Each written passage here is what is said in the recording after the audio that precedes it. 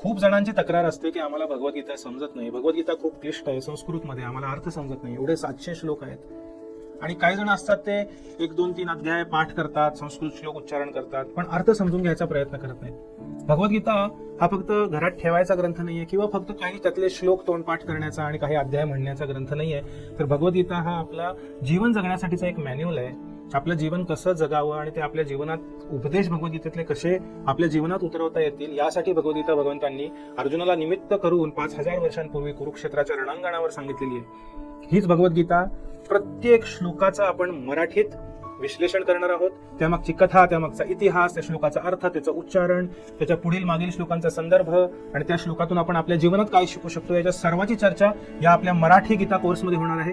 ज्याची माहिती डिस्क्रिप्शनमध्ये व्हॉट्सअप कम्युनिटी लिंक आहे, खाली एक व्हिडिओ देण्यात आलेला आहे, तो पहा. कम्युनिटी लिंक जॉईन करा. पूर्णपणे निःशुल्क असा हा कोर्स आहे. जॉईन करा आणि भगवद्गीता समजून घ्या सोप्या मराठी भाषेत.